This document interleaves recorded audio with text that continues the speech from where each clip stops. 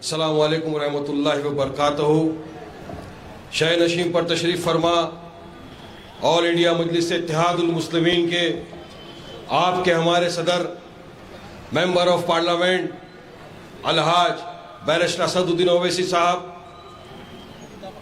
महाराष्ट्र के president all India Majlis Ittehadul Muslimeen के member of parliament Aurangabad मेरे भाई इम्तियाज जलील साहब,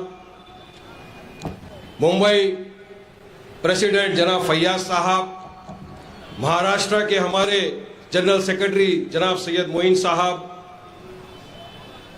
शहर सैफ साहब, भिवंडी के जिम्मेदारान, फारूक शताब्दी साहब सोलापुर के जिम्मेदार और तमाम मजलिस इत्तेहादुल मुस्लिमीन के जिम्मेदारान और यहाँ पर मौजूद मेरे दोस्त, मेरे बुजुर्ग और मेरी पर्दानशी माँ बहनें, आज का ये जलसा हालात हाजरा के नाम से मुनक्किद किया गया है।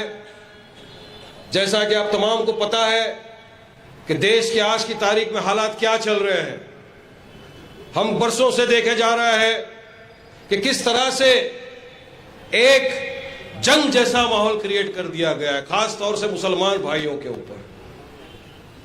फिर चाहे हिजाब का मुद्दा हो, चाहे हलाल गोश्त का मुद्दा हो, लाउड स्पीकर का मुद्दा हो, हमारे घरों का मुद्दा हो, जहांगीरपुरी हो, शाहीन बाग हो, या फिर आप देख रहे हैं कि ज्ञानव्यापी मस्जिद, ताजमहल, कुतुब मीनार, ये तमाम अगर मुद्दों को आप देख लो तो एक तरह से ऐसा लग रहा है कि भाजपा सरकार ने पूरी तरह से मुसलमानों के खिलाफ एक जंग सी छेड़ दी है।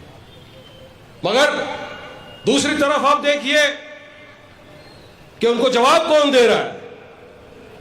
जिन नानहाक सेक्युलर पार्टियों को आप 70-75 सालों से वोट देकर इक्तदार की कुर्सियों पर बिठाते आए, आपने अपना कीमती वोट दिया यह सोचकर कि जब कभी आपके ऊपर कोई बात आ जाएगी, आप पे कोई मुसीबत आ जाएगी तो आपकी तरफ से ये आवाज बनेंगे, आपकी तरफ से लड़ेंगे, जवाब देंगे, सरकार की आंखों में आंखें डालकर जवाब देंगे।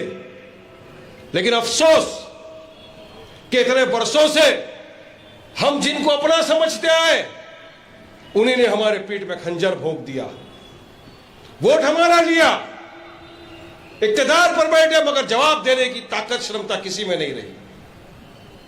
आज अगर कोई हर मुद्दों पर, चाहे हिजाब का मुद्दा हो, चाहे मस्जिद का हो, चाहे ट्रिपल तलाक का हो, चाहे CNSC का हो, हर मुद्दों पर अगर आपके हमारी तरफ से कोई लड़ता है बेबाकी के साथ तो कोई और नहीं, आपका हमारा कायद जनाब बैरिस्टर असदुद्दीन ओवैसी साहब लड़ते हैं हर मुद्दे पे। और मैं कहूंगा तो आपको लगेगा नहीं वारिस मैं ऐसा ही कह देता हूं, लेकिन नहीं, आप तमाम के घरों में टीवी है, आप तमाम के पास मोबाइल फोन है, सोशल मीडिया है, न्यूज़पेपर है, हर तरफ आप देखिए हिजाब का मुद्दा आ गया, ये सारे के सारे सेकुलर पार्टी मुंह में दही जमा कर बैठ गए, कोई नहीं बोलेगा। क्यों बोलेंगे भाई? ये डर है हमारा हिंदू वोट चला जाएगा, डर है इनको कि हमारा सेकुलरिज्म खतरे में आ जाएगा। अरे नहीं, सेकुलरिज्म प्लुरलिज्म की तो हम दुआई देते हैं ना, हम तो गंगा जमुना सरस्वती की तहजीब की बात करते हैं, क्योंकि हम संविधान को मानने वाले लोग हैं, हम डेमोक्रेटिक कंट्री में रहते हैं। और ये संविधान जो हमको डॉक्टर बाबा साहेब अम्बेडकर ने दिया है, उसी संविधान ने हमको अधिकार दिया है फ्रीडम ऑफ एक्सप्रेशन का, फ्रीडम ऑफ स्पीच का, और उस संविधान के दायरे में रहकर हम अपने हक की बात करते हैं लोगों के सामने। तो क्या आपने हमारा वोट सिर्फ इसीलिए लिया था कि आप कुर्सी में बैठ के मलाई मारेंगे, जेब भर के गर्म करेंगे अपने आप की? क्यों नहीं आवाज उठाते? मगर भूल जाओ दोस्तों, बुजुर्गों, साथियों, हमको उम्मीद भी नहीं है इनसे, क्योंकि हमको यकीन है कि अगर आपकी हमारी कोई आवाज उठाएगा तो मेरा कायद उठाएगा इंशाअल्लाह होता। आप तमाम ने देखा पिछले दिनों में जब जहांगीरपुरी में रमजान मुबारक के पाक मुकद्दस महीने में किस तरह से पूरी तरह से वहां पर बुलडोजर लेके सरकार घुस गई, बिना नोटिस दिए, बिना इत्तला किए, रमजान में रोजदार थे, हमारी माँ बहनें, हमारे भाई, हमारे बुजुर्ग, हमारे बच्चे, उनके घरों को बुलडोजर से उखाड़ दिया गया। अरे मैं पूछना चाहता हूं सरकार से, एक घर बसाने के लिए तो इंसान की जिंदगी चले जाती है, मगर तुम्हें तोड़ने के लिए 5 मिनट लगता है। क्या तुम्हारे दिल में, सीने में दिल है? नहीं है, नहीं है, इनके सीनों में दिल नहीं है। वहां की सरकार जिसको लोगों ने चुना था वो भी खामोश बैठ गई।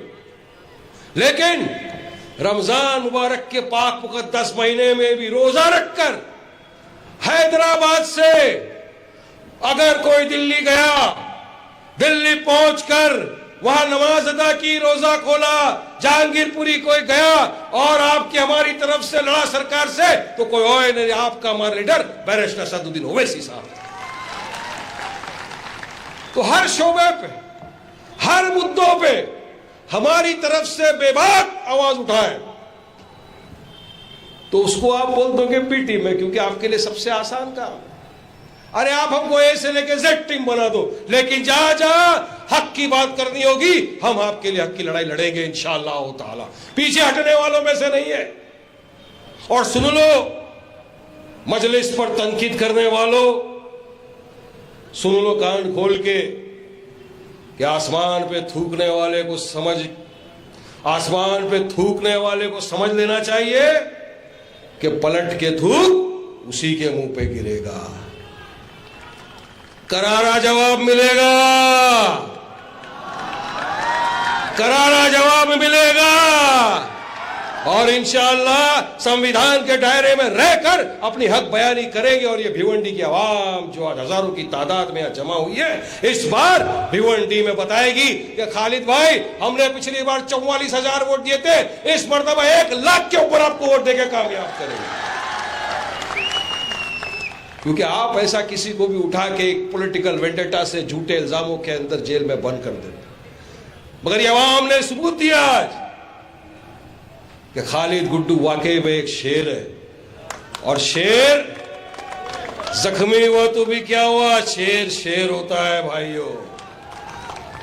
यह आपने साबित किया आज कि हम सब साथ में मजलिस इत्तेहादुल मुस्लिमीन के, क्योंकि आज वक्त का तकाजा यही है। अभी जैसा अमोल कामले साहब ने बताया कि किस तरह से भिवंडी के अंदर लोग बताते हैं कि हमने फंडिंग लाए, दूसरी जमात बोलती है हम फंड लाए। अरे ये झूठे और मक्कारों की पार्टियां हैं, याद रखना। इसी तरह आए थे ये 2019 के चुनाव में, आपके हमारे पास आए, हमको वोट दो, हम मुकाबला करेंगे बीजेपी से, हम मुकाबला करेंगे शिवसेना से, राष्ट्रवादी ने कहा मुकाबला करेंगे कांग्रेस के साथ।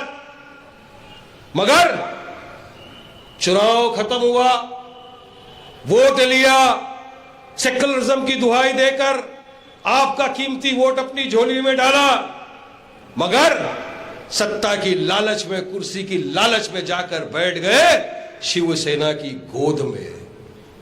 वो शिवसेना जिसने जिंदगी भर हमको गाली देकर अपनी सत्ता हासिल की, ये वो शिवसेना है जिसके मुख्यमंत्री ने फ्लोर ऑफ द असेंबली में खड़े होकर कहा था कि हमने बाबरी मस्जिद को गिराया, हमको फख्र है। ये वो शिवसेना है। और उस शिवसेना के साथ जाकर कौन बैठा है? आपके अपने यहां से जो जीत के गए वो उनकी गोद में जाकर बैठे हुए। बैठ जाइए भाइयों, बैठ जाइए। भिवंडी में जलसा रखा, काफी लोगों को तकलीफ शुरू हो गई। अरे भिवंडी में असद सवार है, असद सवार है, पूरे हिंदुस्तान में जा रहे हैं भाई। भिवंडी क्या हिंदुस्तान का हिस्सा नहीं है क्या? आएंगे, जम्मू कश्मीर से कन्याकुमारी तक जाएंगे, गरीबों की, मजलूमों की, मुसलमानों की, दलितों की आवाज बनेंगे, हक और इंसाफ की लड़ाई लड़ते रहेंगे। इनको तकलीफ हो गई क्योंकि इनकी सियासत इनको खत्म होती नजर आ रही। अरे आएंगे बिल्कुल, जो ये समझ के बैठे हैं कि हम तो यहां पर विकेट जमा के बैठ गए, नहीं। एक यॉकर ऐसा आएगा असद भाई का, तीनों विकेट गुल हो जाएगी तुम्हारी, हमेशा की याद रखना। अब मजलिस कामयाब होगी इंशाअल्लाह। आप इतने बरसों से भिवंडी के हालात से वाकिफ हो। डेवलपमेंट के नाम पर ये लोग सिर्फ और सिर्फ आपसे वोट मांगते हैं, मगर काम कभी नहीं किया डेवलपमेंट का, विकास का। ये भिवंडी का इतिहास चला आ रहा है। और हम अगर काम की बात करते हैं तो हमको बोले जाता है, हम पे तनकीद की जाती है। अरे क्यों नहीं लड़ेंगे चुनाव? लड़ेंगे चुनाव, पूरी तरह से लड़ेंगे इंशाअल्लाह ताला। भिवंडी में चुनाव लड़ेंगे, पूरे महाराष्ट्र में लड़ेंगे, पूरे हिंदुस्तान के अंदर चुनाव लड़ेंगे इंशाअल्लाह, और लड़ेंगे भी और जीतेंगे भी इंशाअल्लाह। हमको उम्मीद है इस बात की। मैं ज्यादा कुछ नहीं कहते हुए बस आप तमाम से अदबन गुजारिश करता हूं कि आप तमाम मजलिस इत्तेहादुल मुस्लिमीन के साथ रहें, इत्तेहाद पैदा करें, मुत्तहीद हो जाए। देखिए, मुत्तहीद होना बहुत जरूरी है। हम मुत्तहीद हो गए तो इंशाअल्लाह ताला हमको कोई हटा नहीं सकता, कोई हिला नहीं सकता, कोई गिरा नहीं सकता। अगर हमने हमारी सफों के बीच में दरारें पैदा कर दी तो कल कोई भी घुस जाएगा बीच में। आज तक हमारे पास कोई विकल्प नहीं था, कोई ऑप्शन नहीं था। हम कहां जाते, किसके पास जाते, लेकिन आज आपके हमारे सबके पास एक विकल्प है, एक सदर है हमारा, जिसका नाम है बैरिस्टर असदुद्दीन ओवैसी, और उस पार्टी का नाम है मजलिस इत्तेहादुल मुस्लिमीन। हमको एक प्लेटफॉर्म तले आना है, एक होकर असद साहब के कांधे से कांधा मिलाकर काम करना है। क्योंकि एक आदमी हमारी आपकी आवाज बनता है, हमारे आपके हक की लड़ाई लड़ता है, तो आपका हमारा भी एक फराइज बनता है कि हम उसका साथ दें। तो मुझे यकीन है कि भिवंडी की आवाम पूरी तरह से हमारा साथ देगी। मैं शुक्रिया अदा करना चाहूंगा आज खालिद गुड्डू साहब के भाई का, शेरू का, अमोल काबले साहब का, और तमाम भिवंडी की आवाम का, तमाम भिवंडी के जिम्मेदारों का, जिन्होंने आज यहाँ पर आकर मेहनत की इतने 3-4 दिनों से, और इस जलसे को कामयाब करने के लिए मदद की और जलसे को कामयाब की दौर पर ले गए। शुक्रिया, अस्सलाम वालेकुम, बहुत बहुत।